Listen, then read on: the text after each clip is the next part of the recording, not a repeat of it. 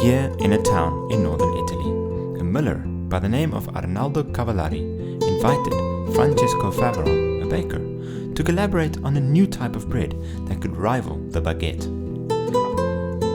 The story goes that the popularity of baguette was threatening their sales, so they wanted to develop a competing product that the locals could love.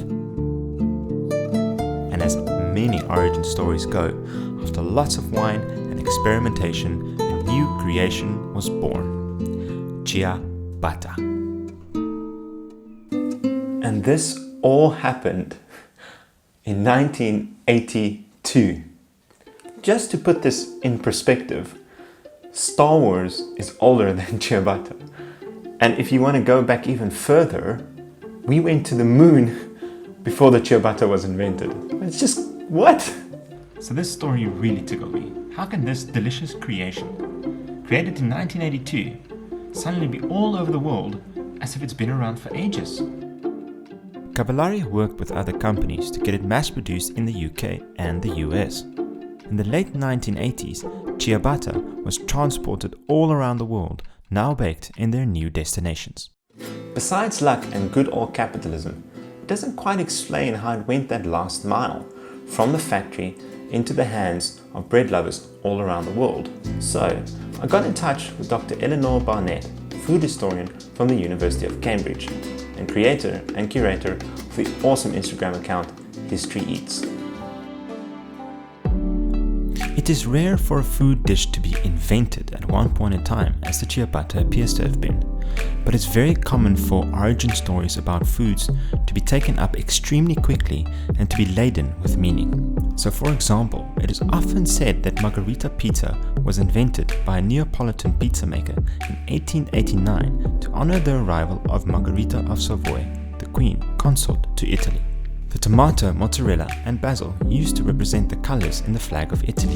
This is probably a myth, but it shows how powerful food can be as an identity symbol and in how we think about our history. The imagined long history of ciabatta clearly played into specific American-British ideas about Italy and the identity that those who ate it wanted to portray. There's even some more evidence for this. Orlando Baking Company was one of the first companies to produce ciabatta in the United States, and I looked around their website and found this little amazing piece of information. A new type of bread, not even 5 years old, being sold as a traditional favorite.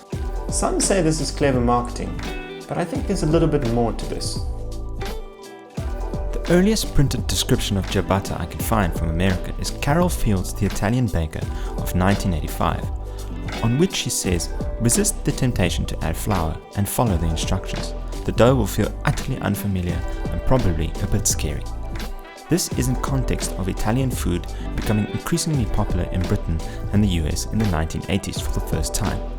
So, in this decade, pesto also arrived on supermarket shelves, for example, and the first Italian restaurants opened in Britain. Ciabatta would have had a ready market that would play into existing idealized notions of Italian food and la dolce vita. What do you think when you think of Italy and food? There's so much history there, especially with their food, like pasta or olive oil or pizza. Maybe you imagine the hills of Tuscany with their incredible wines, or long lazy days on Italian coasts with delicious gelato in hand. It's this myth of food we all share that ciabatta adopted. Suddenly, a single creation is now imbued with a rich tapestry of additional meaning and emotion. It's so incredibly powerful. This narrative not only shapes what others see, but what you can see as well. Use myth and story to your advantage. The simplest creations can be incredibly rich because of this. Who knows, you might just create the next delicious bread that will travel all around the world. Thanks for watching, everybody. I really hope you enjoyed that. That was quite a lot of fun to research. Even though getting information on ciabatta was quite hard to find, which was surprising. Anyway, I've got a Patreon page as well, where I document all the behind the scenes of this creative endeavor of making a YouTube channel. So any support on Patreon would be gladly appreciated.